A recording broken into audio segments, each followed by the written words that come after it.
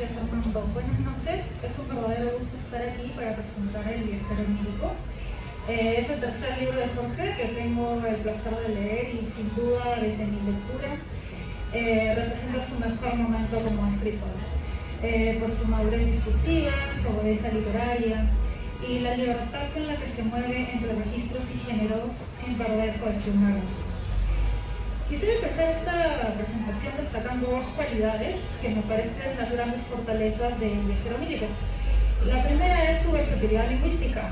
Jorge logra transitar desde un registro súper estándar de la lengua, una lengua culta, como ocurre en el cuento inicial, el de Cervantes, hasta una oralidad fluida que hasta ahorita no la había leído en el trabajo de Jorge. Usa un léxico más coloquial, encuentros como Nostos y el último, El Foro de las Horas.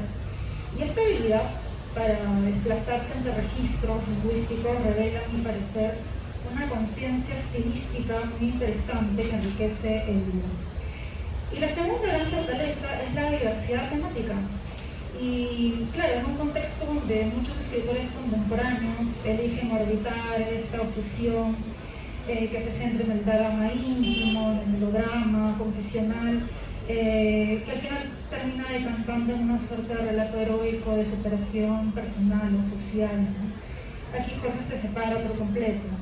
En el viajero onírico encontramos cuentos policiales, cuentos metaliterarios, cuentos realistas, distópicos también, que al parecer tienen una misma obsesión desde su primer libro y creo que es la soledad. Este libro sin duda es un paso adelante en estilo, tanto en estilo como en forma, y concibe el cuento como una exploración literaria. Ahora voy a comentar brevemente algunos de los cuentos que más me han marcado. Y primero que nada tenemos el tema del doble, ¿no? De esta identidad especular. Y uno de los elementos que captó mi atención cuando tuve el privilegio de leer el borrador del viajero onírico fue esta presencia del doppelganger, ¿no? Como bien apunta David Roas en el prólogo, ya desde el primer cuento nos damos cuenta, ¿no?, que se cruza esta figura de Cervantes y luego en Historia de un vagabundo también esta doble figura de Charles Chaplin, ¿no? Y se introduce una reflexión sobre la identidad, ¿no?, sobre la identidad y sobre esa tensión entre esa suerte de máscara pública y el ser íntimo. Y esto tiene un componente lúdico también, sin duda, pero es profundamente literario. Y me recordó lo que Italo Calvino plantea en Sin una noche de invierno un viajero, sobre ese pacto implícito que hay entre autor y lector, ¿no? Y cómo la ficción es una forma también de desdoblamiento, porque escribir es prestarse a ser otro. Entonces, en estos cuentos, este desdoblamiento es una estrategia metaficcional y una forma de decirnos que toda historia también es un espejo, a veces deformado, de quien escribe o de quien la lee, ¿no? Y luego, en cuentos como Soneto 23, ¿no?, o El Furor de las Horas, no aparece exactamente lo que es el doble, sino personajes antagónicos, ¿no?, que terminan siendo complementarios a un nivel más profundo. Luego, otro tema es la metaliteratura. Jorge juega mucho con esto, en el cuento anónimo, por ejemplo, que es un texto que se pliega sobre sí mismo, se interroga, hasta se parodia por ahí un poco y se expone muchos casos de libros publicados de manera anónima. Y se plantea la posibilidad de que fuese un solo autor, ¿no? Y al inicio pensé, bueno, este cuento era un libro fantástico, ¿no? Pero no fue así. Y también una impresión que durante muchos siglos, muchas obras pues, fueron firmadas por anónimos y, como bien sabemos, pues, como apuntaba Virginia Woolf en Una habitación propia, ese anonimato muchas veces era una mujer, ¿no? Pero no voy a detener en ello porque no me voy a poner pesado, pero sí me gustaría subrayar que este gesto metaliterario de Jorge no es gratuito, ¿no? Es parte de un diálogo con la historia de la literatura, con sus silencios y sobre justamente las ficciones acerca de la ficción. Luego, pasando a Nostos, que es uno de los cuentos policiales, justo hace poco presenté la novela de Dani Salvatierra y hablamos como los límites de lo fantástico, de lo distópico, ¿no? Ya hoy en día se van desdibujando, ¿no? Porque ya no es necesario hablar pues, del año 3000 para hablar de distopía, porque ahora que pensé en nuestro día a día, Lima se ha vuelto cada vez más dantesca, más caótica, más inverosímil, ¿no? Con su tráfico, la violencia, esos trenes nuevos que en verdad no son nuevos, que son viejos, que no pasan por los puentes, ¿no? Hay un colapso de la ciudad. Entonces, en ese contexto, Nostos, este cuento, me parece muy lejano en realidad, donde se imagina esta droga muy parecida a la heroína, y una ciudad, una Lima oeste, que ha tenido que expandirse debajo del mar, pero es solo para la burguesía limeña. Y lo fascinante es que esta Lima subacuática, que se insinúa en la nota al pie, y en un mapa, al final del cuento, despierta una imaginación brutal, ¿no? Ahora, entiendo que es un campo policíaco, que hay un crimen que resolver, ¿no? Y que el conflicto no está en el nacimiento de Lima Oeste, esta alternativa de expansión urbana, pero Jorge tiene una deuda conmigo al respecto, y estoy segura de que cuando ustedes lean el cuento también le van a pedir que escriba esta novela acerca de la burguesía limeña viviendo debajo del mar. Porque me llenó de preguntas, ¿saben? Justo ahora con esta noticia del tren de olas, ¿no? ¿Cómo funciona esta ciudad sumergida, ¿no? ¿Cuál es su infraestructura? ¿Cómo vive la burguesía debajo del mar, ¿no? Así que nos debe la novela de Lima Oeste. Bueno, luego pasando al cuento Soneto 23 de Garcilaso, que son mis favoritos, que el protagonista es un profesor universitario, es un poco elitista, obsesionado con un dato aparentemente menor de la poesía de Garcilaso, y esta anécdota se convierte en obsesión, ¿no? Y a través de ella se logra un sutil retrato del desgaste académico y del miedo a la irrelevancia. Y lo fascinante es cómo este protagonista confronta, ¿no?, esos miedos con un estudiante joven, esa tensión entre la rigidez propia de la academia y la energía de la juventud se resuelve con un deseo frustrado. Y acá cito, porque me encantó esta parte, dice: sentí la necesidad de arrugar mi pantalón bien planchado, de manchar con tierra húmeda mis zapatos bien lustrados, de quitarme la corbata normativa y lanzarla a una rama inclinada. Y sin embargo, mi maletín pesaba mucho, tenía muchos exámenes por corregir. Y ese maletín, ¿no?, cargado de libros, de papers, ¿no?, es una metáfora hermosa, pero también cruel a la vez, porque es la vida misma, ¿saben? Sus normas, sus cargas, la exigencia de la vida. Y este cuento para mí representa ese conflicto entre el campo académico, por sus reglas, y el deseo, ¿no?, el deseo individual de libertad, de autenticidad. Yo creo que nadie puede soltar el maletín pesado de la vida sin tener consecuencias, ¿no? Y luego Jorge finaliza esta colección de cuentos con un trabajo de memoria, rencor y pérdida en el furor de las horas, y este sin duda es el cuento que más disfruté. Me parece el cuento más íntimo y el más universal por lo humano que es un relato en segunda persona, lo cual ya implica de por sí un gesto de interpretación directa. De eso del distanciamiento entre dos amigos escritores, y uno se mantiene como firme con sus convicciones, pero también en su rencor, y mientras que el otro se adapta, se vuelve exitoso, transa con este sistema literario, el narrador no lo olvida. Y lo notable aquí es que no es necesario ser escritor ni conocer este mundillo literario para sentirse identificado. Todos hemos perdido amistades, todos hemos sentido ese tipo de resentimiento que se acumula con los años, y el cuento articula muy bien la tensión entre orgullo y abandono, entre este pasado compartido de los amigos y el presente que separa a ambos por muchos motivos. Y el cuento es una acumulación de rencores, ¿no?, de momentos exagerados en realidad por la memoria. Bueno, y para terminar, solo quiero decir que el viajero lírico es una invitación a recorrer mundos múltiples, a mirar de frente a esos dobles, a nuestras cargas y nuestros duelos también. Jorge ha escrito un libro ambicioso porque no teme arriesgar ni jugar con la literatura.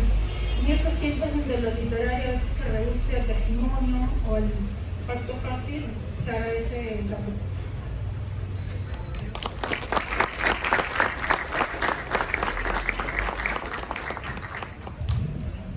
Buenas noches con todos. Primero que nada, las gracias, Jorge, por la invitación a formar parte de esta mesa. A Colmena Editores, por supuesto, también por el amable gesto. Bueno, nosotros, muchos, pensamos siempre que la literatura tiene una naturaleza transgresora, lo que es fácilmente comprobable si leemos algunos textos, pero esta idea de la transgresión creo que tiene una presencia muy particular y muy singular en el cuento fantástico, ¿no? Porque el cuento fantástico tiene esa extraña capacidad de golpear nuestras conciencias, de quebrar nuestro conocimiento de la realidad, y eso provoca en nosotros un amplio abanico de efectos que van del asombro al miedo, del terror a la ansiedad o de la angustia al desconcierto, ¿no? Esa es una de las marcas, digamos, que caracterizan al cuento fantástico. Entonces, estos relatos nos imposibilitan encontrar una explicación racional para esta situación que ha irrumpido en nuestro mundo, comillas, normal, y esa ausencia de racionalidad pues es el horror, ¿no? Que muchas veces expresamos frente a la amenaza o frente a lo desconocido, ¿no? Sin embargo, habría que decir también que estas no son las únicas posibilidades de este género, que en algún momento traspasa el Atlántico y llega y se establece con tanto éxito en dos regiones principalmente, el Río de la Plata y México, ¿no? No pretendo agotar un catálogo de autores, pero habría que mencionar gente como Lugones, Quiroga, Borges, Bioy, Silvino Campos, Feliberto Hernández, Juan José Arriola o el peruano Mejía Valera, ¿no? Que se autodesterró a México y desde ahí escribió algunos cuentos muy notables en esta vertiente, ¿no? Ahora, actualmente el fantástico pues apunta a ser una de las tradiciones cultísticas más sólidas de América Latina.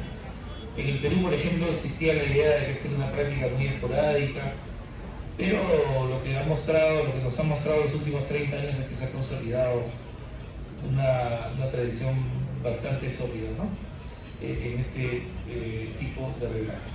Bueno, en ese panorama entonces yo me encuentro con cuentos de Jorge Casilla y me parece que tienen una doble valencia, ¿no?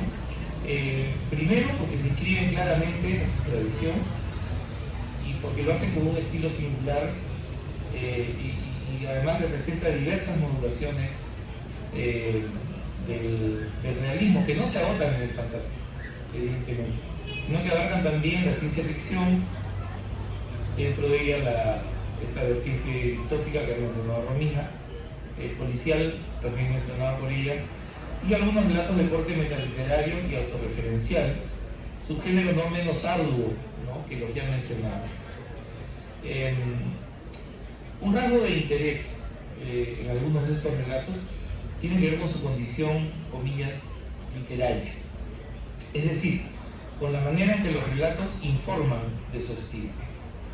El relato que abre el libro, titulado De lo que sucedió a Don Quijote en el bosque de Roque y Guiná, una manera de titular capítulos que de alguna manera también hace un guiño a la novela de Cervantes. Ahí ocurren juegos borgianos muy cautivantes, juegos que a Borges probablemente le hubiesen agradado, tal vez, ¿no? Desde la falsa atribución de textos hasta la experiencia del horror multiplicado, el doble horror experimentado por el entrañable caballero. Voy a citar este breve pasaje. Don Quijote despertó en el acto a Sancho y no tuvo necesidad de ponerle al tanto de lo sucedido, pues volvió a escucharse el relincho más claro y doloroso que la vez anterior. Con el mayor sigilo, caballero y escudero subieron en sus animales y se adentraron en la floresta sin saber exactamente en qué consistiría la aventura emprendida. En ese instante, a cierta distancia, un jinete desconocido fue exhalado por la niebla. Tenía la misma altura y contextura que Don Quijote, mas su rostro expresaba el sufrimiento, del desamor y de la muerte. Las cuencas vacías el rostro arrugado y la boca poblada de dientes corroídos, indicaban que se trataba de un caballero muerto enfundado en una armadura negra. Su camelo era también espeluznante, como hecho de humo, con ojos de fuego. Al lado, un escudo obeso y mugriento sostenía una botella de vino y montaba un instrumento diabólico de ojos blancos, ausente de tripas, de piel asfixiada por los huesos. O sea, Don Quijote y Sancho se encuentran con sus dobles. Y es un encuentro, digamos, la experiencia de la identidad especular o del doppelganger normalmente es una experiencia asociada al horror, ¿no? Muchas veces en algunos relatos pienso en cuentos de Cortázar como La isla al mediodía, por ejemplo, el encuentro con el doble antecede a la muerte, ¿no? Entonces es una experiencia grave, digamos, ¿no? Muy bien. Luego hay otro relato que se llama Historia de un vagabundo, ¿no? Que también se mueve en los caminos del doble, en los caminos de la multiplicación, y aquí se aprovecha muy bien lo que constituye además, creo yo, una notable muestra de humor, y que es la presencia de Charlotte, ¿no? El gran personaje creado por Chaplin, ¿no? Para algunas de sus grandes películas. Y aquí quiero citar la reflexión inicial del narrador de este relato.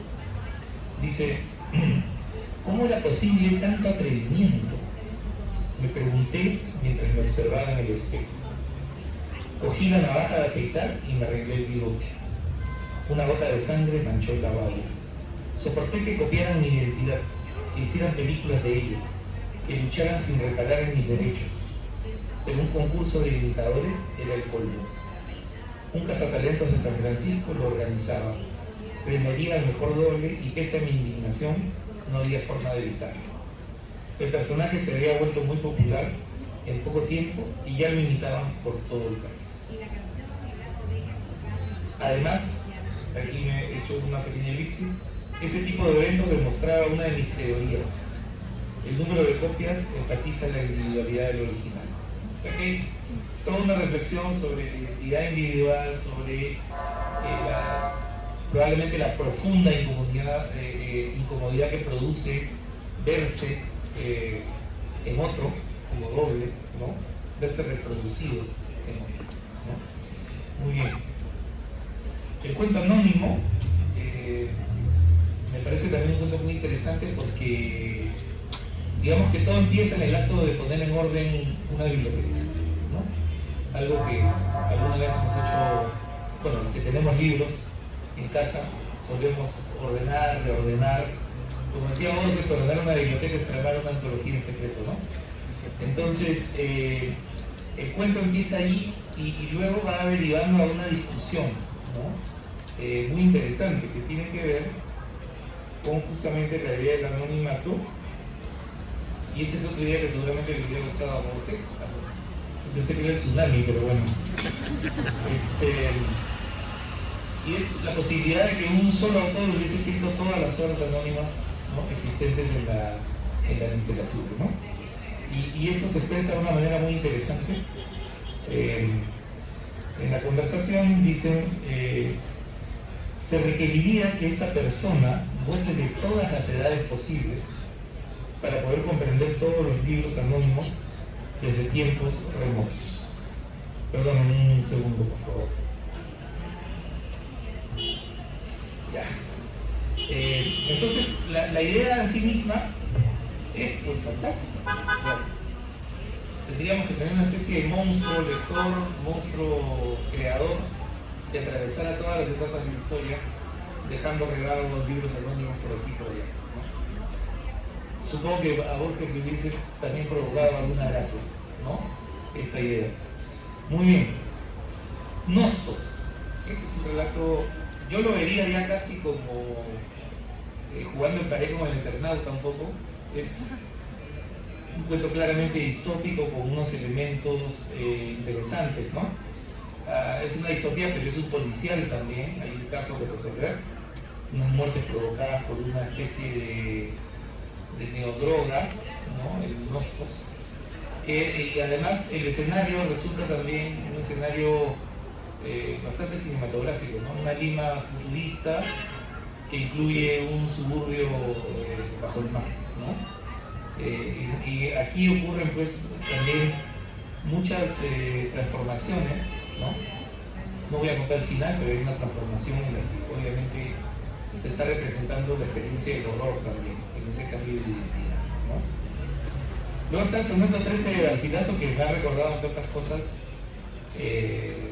las clases de literatura en San Marcos, donde este soneto era leído y releído, pero digamos hasta límites ya insospechados, ¿no? El soneto 13 de Garcilaso, famosísimo.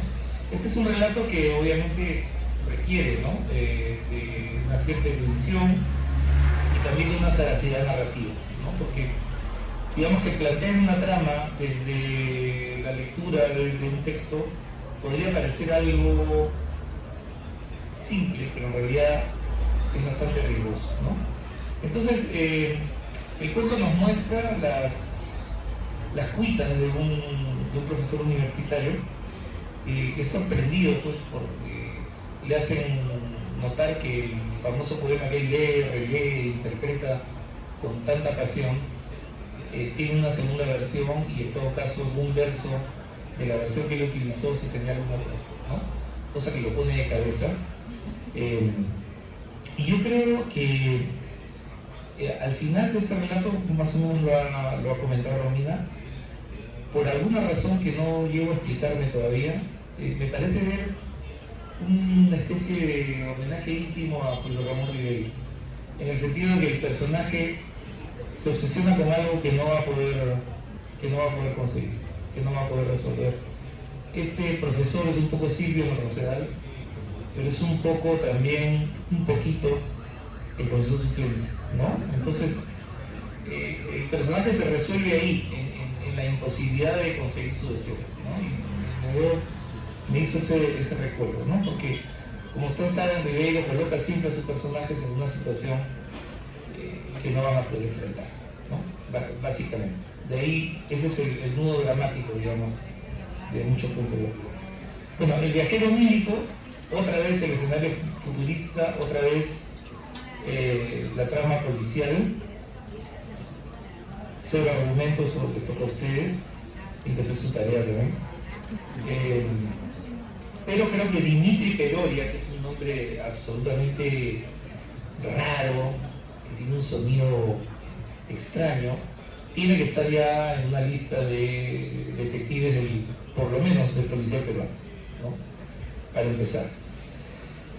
Odisea de las Sirenas, que es también un texto que me parece muy desafiante, y ahí encontré yo, no sé si es una interpretación errada, pero encontré la idea de que es posible apropiarse de la voz de un personaje, ¿no? En ese sentido, este cuento podría haberse titulado Odiseo soy yo. Y finalmente, quisiera dejar un apartado para el cuento El furor de las horas, el único cuento realista, verdaderamente realista, digamos, al modo canónico, ¿no? De este libro, ¿no?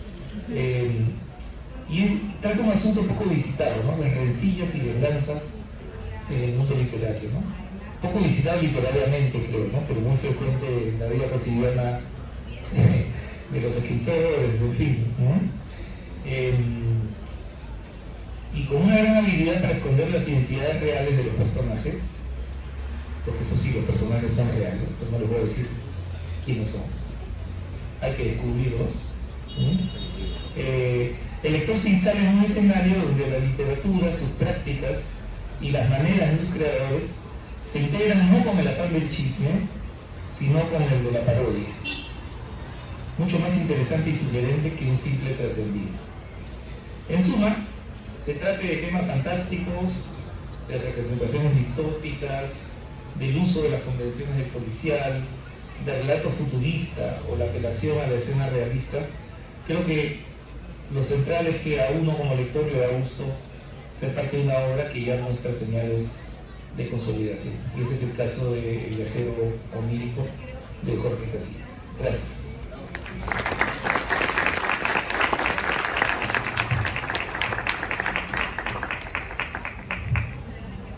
Buenas noches con todos. Estoy algo nervioso, pero vamos a empezar. Primero, saludar a Romina Paredes y a Alonso Rabí otra vez. Estoy muy emocionado por sus palabras. No esperaba lo que me han dicho, me han hecho apuntar a varias cositas que tal vez les comenté después. También contento porque veo en la sala a una gran cantidad de alumnos, exalumnos, colegas, autores, mi padre, mi madre, ahí sentados, papá, mamá, hola. También mi familia, mi hija, ¿sí? Sobrinos, veo también a maestros míos sentados en la sala, gente para mí muy importante. Entonces, más que un evento literario, me parece más un tipo de reunión de amigos y eso me alegra mucho.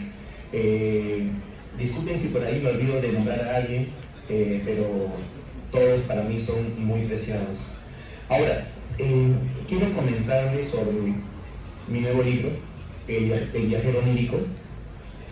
Este libro reúne 8 cuentos.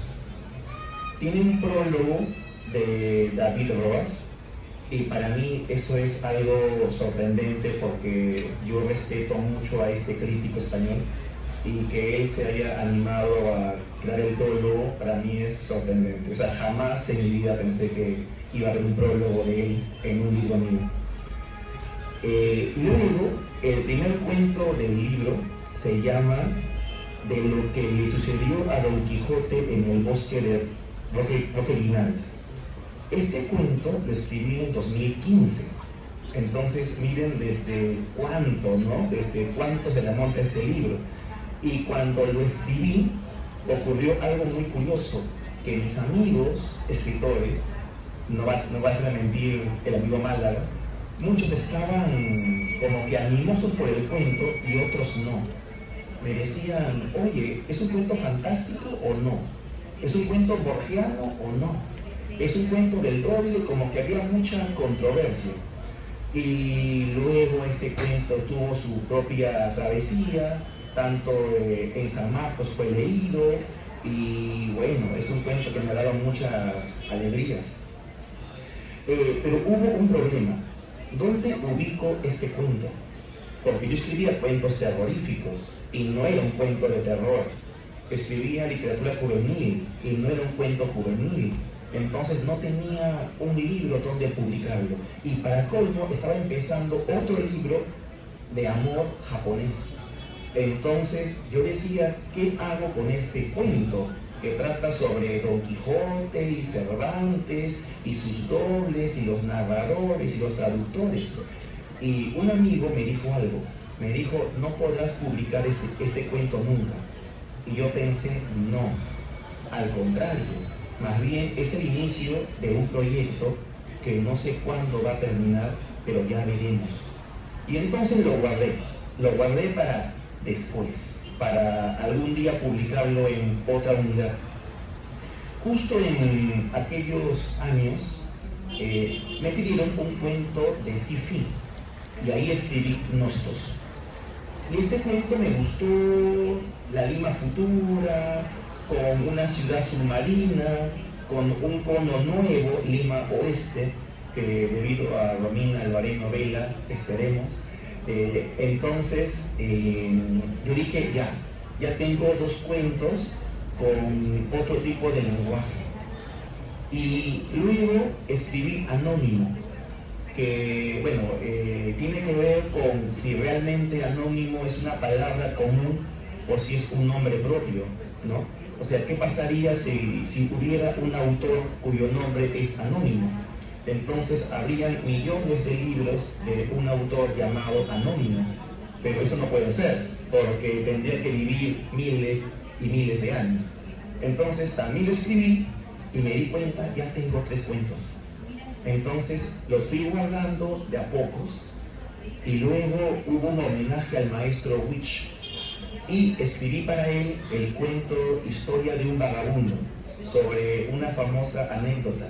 ¿Qué pasaría? No, lo que ocurrió cuando Chaplin concursó en un certamen de imitadores de Chaplin. Como ustedes saben, Chaplin perdió el concurso, ¿no? Pero yo en mi cuento dije, ¿qué hago con esta historia? Debo cambiarle, darle una vuelta de tuerca. Entonces me puse en el plan de reflexionar como un cuento tipo ensayo sobre qué diferencia hay entre un original, un imitador y entre otros, que tiene que ver con el primer cuento. Entonces fui avanzando y avanzando y luego escribí el cuento de Odiseo, que me encanta a mí por la imitación del lenguaje homérico, el uso de epítetos, el uso de, no sé, ese lenguaje, ese tono elevado.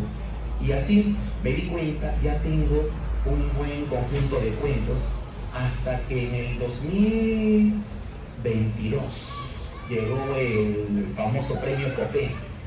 Y yo tenía una idea en la mente, que era la historia de un escritor que salva el manuscrito de otro autor. Yo creo que cuando lean el título del cuento van a saber qué novela es. El cuento se llama El furor de las horas. Si alguien sabe de narrativa peruana contemporánea incluso, es más, un libro de ese autor se está vendiendo en la feria. Entonces, lo que yo hice fue crear un título parecido a esa novela, ¿ya? Entonces, escribí ese cuento. Para ese cuento escuché una anécdota de un autor y luego comencé a investigar, leí del tema y en ese cuento aparecen una gran cantidad de personajes. Por ejemplo, aparece el marqués de Arequipa, que no puedo decirles quién es, ¿no? Aparece el profesor de San Marcos, Jorge Valer, que no puedo contarles quién es. Aparece Príncipe Terazón, que no puedo contarles quién es.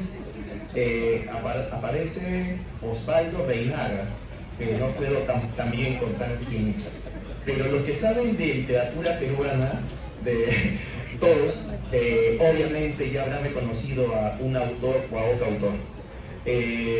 Incluso nombro a Pilar D. y a Karen Pachas. Entonces, tal vez pueden reconocer a uno que otro autor peruano. Es un cuento donde me burlo de una feria de libros, de cómo un autor consagrado, mayor, va a una feria y nadie lo reconoce, y los jóvenes pasan ignorándolo por la feria, ¿no? Ese cuento lo mandé al Copé. Obviamente no gané, pero yo estaba contento con el cuento. Es más, lo acabé, me tomé una foto y lo subí a las redes sociales diciendo estoy orgulloso de mi trabajo, ¿no? No gané, pero lo mandé a un concurso en México y allá sí gané. Y ese cuento me permitió viajar a Guadalajara. Entonces, ya tenía mis 7 cuentos y dije, ya, quiero publicarlo. Y me puse a buscar una editorial. Y así, ¿no? Fui buscando editoriales y mientras hacía eso, no sé cómo apareció la historia del soneto de Garcilaso. Un soneto que tiene un verso con 2 versiones. Y lo sumé al libro, justo hablé con el amigo Armando Zamora, agregamos un epílogo de Audrey Lorier, una crítica francesa, le sumamos un mapa de Lima Oeste, agregamos una portada que obviamente fue diseñada y debatimos ahí por semanas. Estaba Armando ya conmigo furioso, me decía, por favor, el libro tiene que salir ya, ¿no? Y después de tanto trabajo, tenemos El viajero Nico. No sé, la verdad, yo me siento muy emocionado por mi libro, porque es un libro que, bueno, muchos lo han leído y me dicen, oye, es tu mejor trabajo. Y no lo sé, eso ya depende de ustedes. Ustedes me dirán cuando lo compren atrás si les gusta o no les gusta mi libro. Pero yo estoy muy contento por el resultado, contento porque me permitió viajar a Argentina también, allá también mostrarlo, presentarlo. y ahora ya no es mío, ahora es parte de todos podrán leerlo y podrán comentarme qué les parece este viajero onírico. ¿Por qué se llama así el libro? Porque trata de un delincuente. Hay un cuento que trata de un delincuente que acosa por sueños, que persigue a la gente en sueños, en especial a una expareja. Y es un cuento muy policial, pero a la vez perturbador, porque cómo te enfrentas a un criminal de sueños, ¿no? Entonces, de eso trata. Hay un juego al final del libro. Hay una hoja que dice agradecimientos. Y ahí menciono a varios amigos que me han ayudado en estos momentos, ¿cómo decirlo?, de creación, ¿no? Entonces ahí nombro, por ejemplo, a Romina, nombro a Gonzalo, nombro al maestro Valenzuela, nombro a una gran cantidad de amigos que están aquí en la sala sentados. Muchos me han ayudado a leer el libro, a corregirlo, a ampliarlo, a borrar partes que a mí no me gusta para nada. Entonces, ese libro.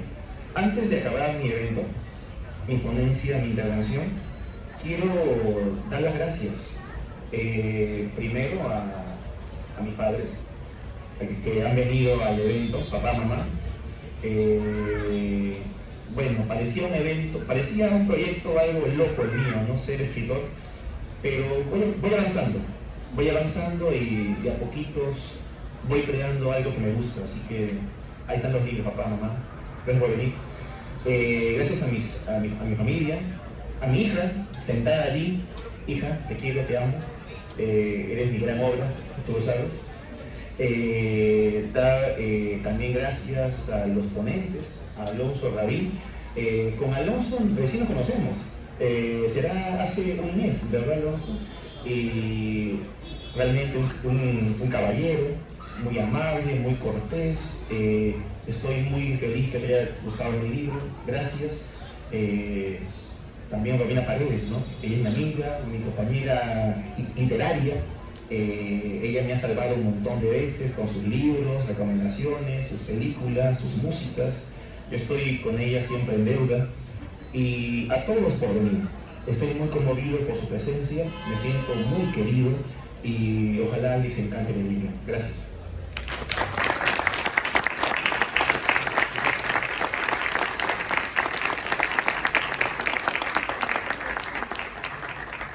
Recuerden que va a haber preguntas. ¿Alguien que quiera preguntar? No, ¿verdad? Solamente una pregunta.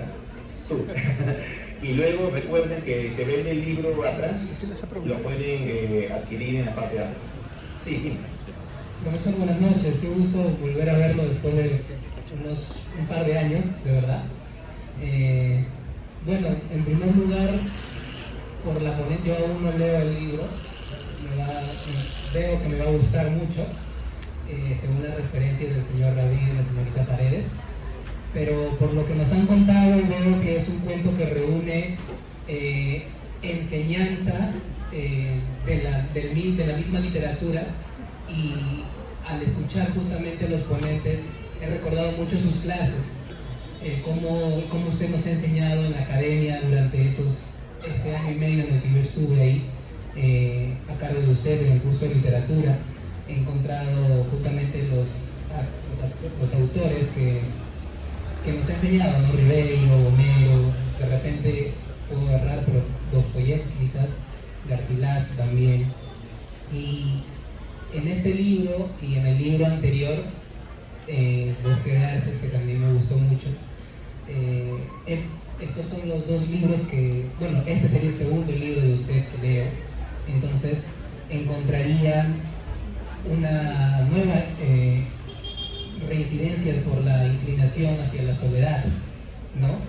Y esto me hizo reflexionar ahora que los escuchaba y decía, wow, es verdad, mi maestro, el profesor Jorge Casilla, si bien es cierto, en el aula ha sido muy jovial con nosotros, con sus alumnos, como persona lo he notado muy solitario también, y eso se aprecia en su obra. Bosque de Arces yo lo noté demasiado, y la señorita Paredes me ha hecho ver también que este libro, El viajero onírico, va a ser lo mismo. Entonces me despertó una curiosidad, ¿no? El saber por qué incluso también la referencia del maestro con la carga de la mochila de la vida académica. En esas referencias lo nota usted, maestro. Lo veo usted también en Bosque de Alces, igualmente notaba usted en algunos personajes, ¿no? Y entonces me hace hacer una pregunta, no solamente del libro, sino en general, ¿por qué esa inclinación por la soledad, de repente un poco a veces por el pesimismo, ¿no? ¿Qué es lo que lo mueve por esta inclinación? Y por último, ya como un pequeño gesto de aprecio de mi persona, decirle que le agradezco, ¿no? Son todas las enseñanzas que nos ha dado, y hay una frase que me ha dado un maestro de la Facultad de Educación en la universidad, ahora en San Marcos, que dice: un maestro, el mejor regalo que puede tener un maestro es vivir en la mente de sus alumnos. Y yo creo que usted, profesor, es un maestro que ha vivido y que seguirá viviendo a través de mí y a través de mis compañeros, porque he recomendado Bosque de Alces a mis compañeros de la facultad. Gracias, profesor.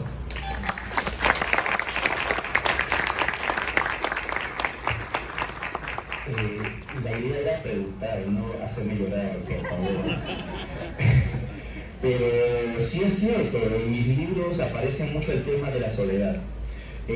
Bueno, un escritor, y aquí lo saben los que escriben, tiene una vida solitaria. Uno no escribe en grupo, uno escribe en silencio, frente a su laptop, con su gato a veces, como yo. Entonces, eso. Yo creo que hay mucho de mí en el libro y tú te diste cuenta, ¿no? Uno como docente tiene que ir al frente a dar una buena clase, tiene que ir a sonreír ante el estudiante, a motivarlo. No puedes ir con tus problemas, que tengo depresión, que estoy triste, no, jamás. Tienes que dar una buena clase, porque el estudiante no va a verte sufrir, va a aprender. Ahora, si tienes problemas, eso ya es aparte, en tu casa, lloras solo, ¿no?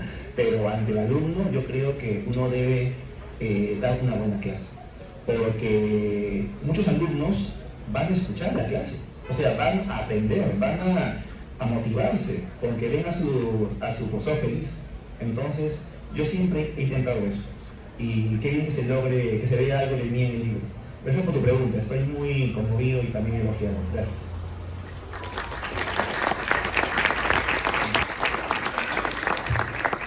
Bueno, entonces sería todo, ¿verdad?